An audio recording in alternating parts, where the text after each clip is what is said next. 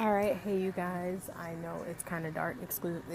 Excuse my lighting, but today I'm here to do my review of American Horror Story season 6, which at my time of filming this, we still don't have a active title. So anyway, the episode starts off right before the episode starts. We have Ryan Murphy.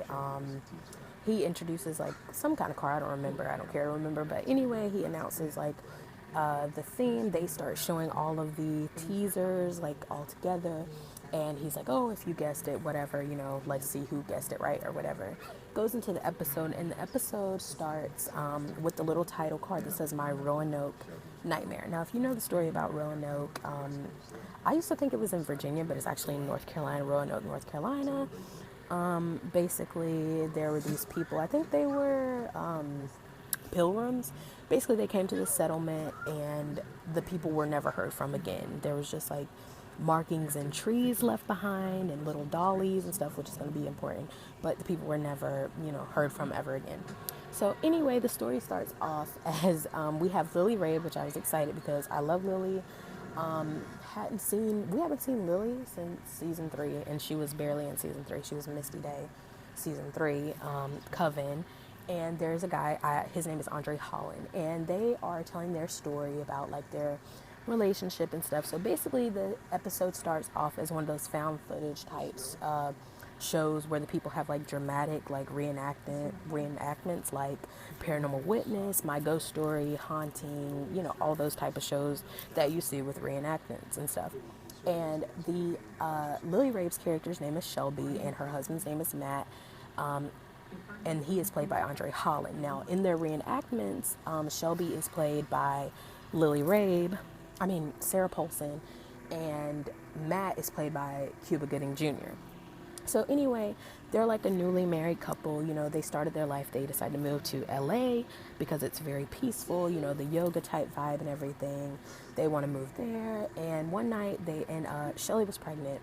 And one night they were walking home and they get attacked. Shelly gets pushed over, Matt gets attacked, and he is pretty much in the hospital, like fighting for his life. Shelly goes in and, grasps his hands and stuff, and he, comes back to life. He like wakes up, and Shelby ends up miscarrying like instantly in the dramatization.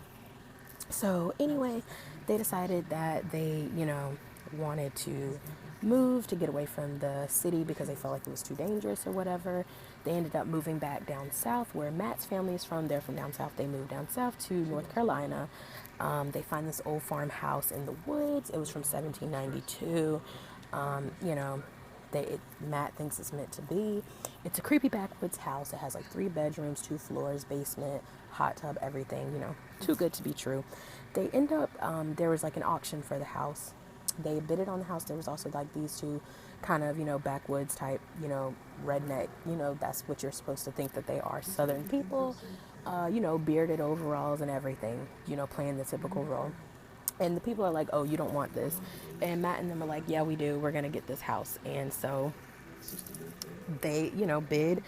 I think it was like $4,000, $40,000. They got the house. And so, of course, the backwoods people, oh my God, whoops. The like people, they're kind of upset about it. So, foreshadowing or whatever. Matt loves the house and Shelby hates it, It's in the South. She's like a city girl. He's more of a country boy type thing. Anyway, after they settle into the house, they were, getting it down one night, getting it on. There's these like demonic moans and groaning and stuff. Then there's banging at the door. So Matt goes downstairs to figure out what it is, and he goes outside, and the outside of the house is trashed. There's like litter, trash, debris everywhere all over the house. So he thinks automatically it's the guys. He automatically assumes they're racist, they're white, I'm black and she's white. So obviously it's racism. It's the South. What do you expect?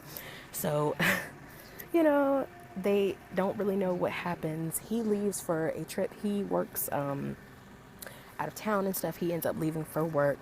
And Shelby's left at home by herself. It starts, she was doing something. I think she said Shivansan something. I don't know what it is.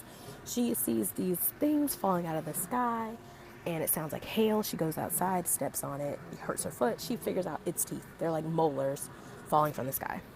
So Matt thinks it's hail. He's like, oh, you're overreacting. You got to get used to the southern weather. I'm like, boy, I was born and raised in the South, still live in the South, and I know good and well there's never teeth hailing down from the freaking sky. Like, are you serious? So anyway, Shelby, while he's gone again, she just wants to, have some alone time and everything. While he leaves again, she starts wandering through the house and walking around while it's dark out, and she hears like noises in the house.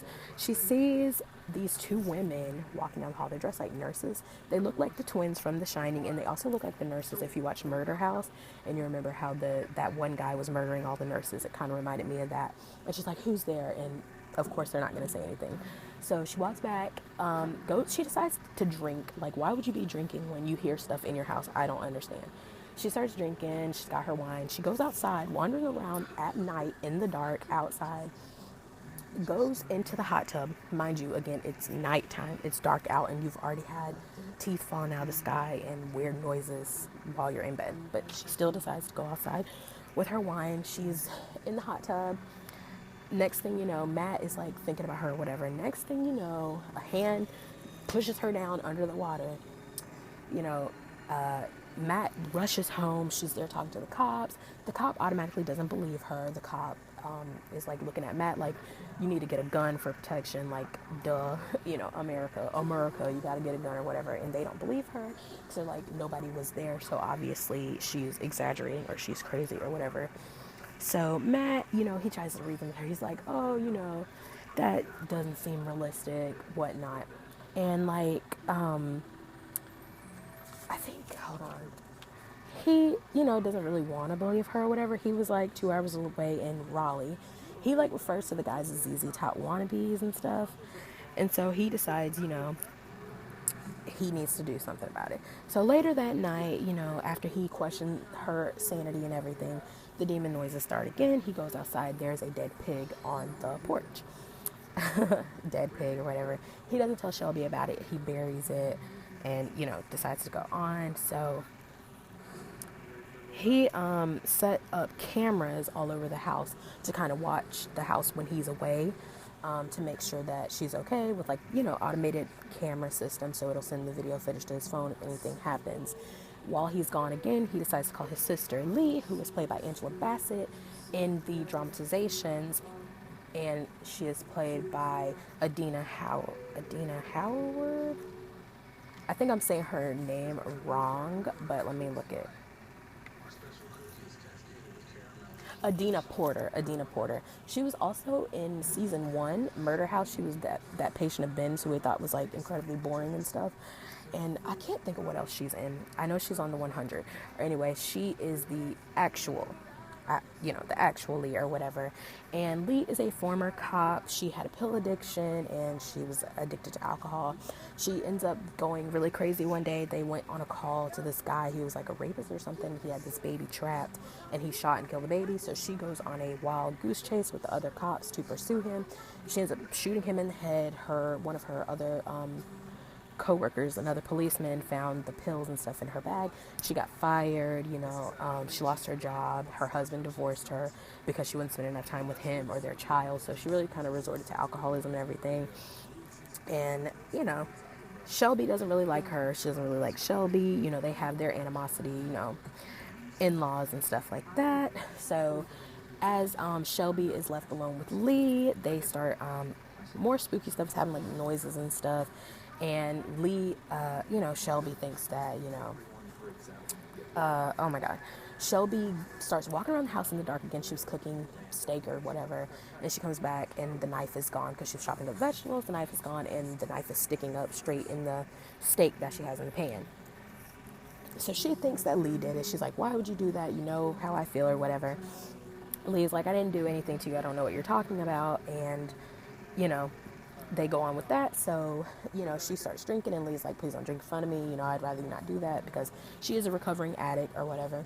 So Lee goes upstairs and she's in her room getting dressed. She hears something rolling around upstairs. Next thing you know, an empty bottle of wine rolls into Lee's room and she thinks, Shelly, why would you do that? That's not a funny joke to play. And, she's like, I didn't do that. So Matt is at his hotel or whatever, he sees a hooded figure in the on his phone from the footage. He sees a hooded figure with a like a fire. I don't know what to call it, like a torch. Duh. I don't know why I forgot that word. So he's freaking out, panicking, calls the police. He knows that the police are not going to be very likely to go and see what's going on. So he's like, I need to go on my own. So Shelly and Lee were arguing about, her being jealous of, them being jealous of the relationship with Matt and everything. Shelly's like, where were you when Matt was in the hospital? And, it's like, well, she was on the other side of the country. So, I mean, whatever, Lee notices the noise and she decides to go investigate downstairs in the basement. And Shelby decides to follow her. So there's more moans, pain noises, and a man screaming, and they get down into the basement. There's an old-fashioned TV playing a tape. There's a guy, there's a pig man, bear, pig. Somebody on Tumblr made a joke about man, bear, pig, which is hilarious. And if you watch South Park, you know that reference. And so, there's a pig man, and there's a guy chasing him, and it captures the pig man or whatever. And it's like very Blair Witch type footage. So the door locks, the power goes off. Matt is panicking. He leaves the hotel to go get them. The noise randomly stops, and as Lee and Shelby are leaving the room, there is a web, like rope webbing they have an open ceiling. I don't know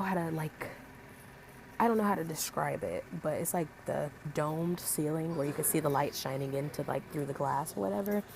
That's how it is, and they're woven into the rope are these little voodoo doll-esque little wooden dollies. If you know about Roanoke, those little dollies are very important to the story or whatever, and they look like the little Blair Witch doll if you've ever seen Blair Witch, but you've probably seen the commercials. If you haven't seen the original, you've probably seen the commercials and you know that. So very Blair Witchy type vibe, and it's hanging all over, it's interwoven between the stair rails and the ceiling, and it's all over. So they're creeped out.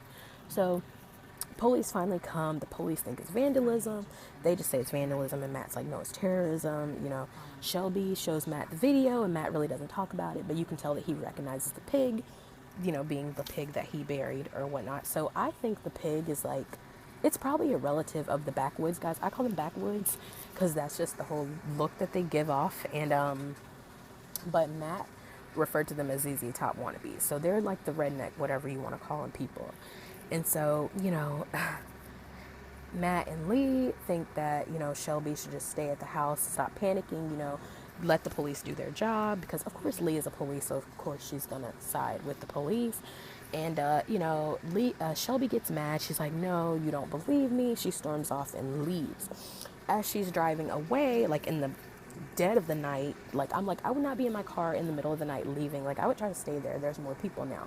So she's driving. She hits this woman in old-fashioned clothing. It's Kathy Bates. And she hits the woman.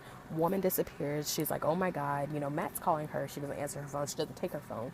She gets out, and the woman's body disappears, but she has to go chase it down. Typical, oh my God, are you kidding me? She goes to chase down the woman after the woman gets up, walks into the woods. Mind you, she doesn't bring her phone. She doesn't bring a flashlight, goes into the woods, and can't find the woman anywhere. She gets lost, falls down. She trips over a twig. Of course, that has to happen in a horror movie.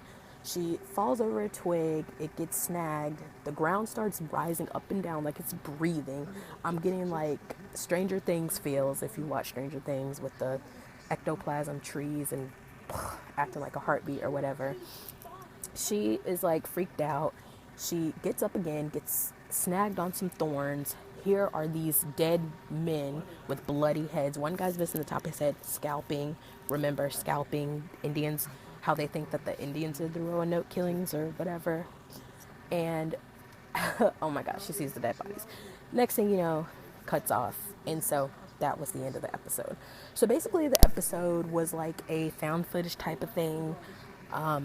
Like I said, it's all those shows on, not Bravo, on Biography Channel and ID and Sci-Fi Channel, all those type of shows and everything. It was just I think it was really cool. It was kind of interesting right now. My thoughts about it, we still don't know the working title. I hope they get that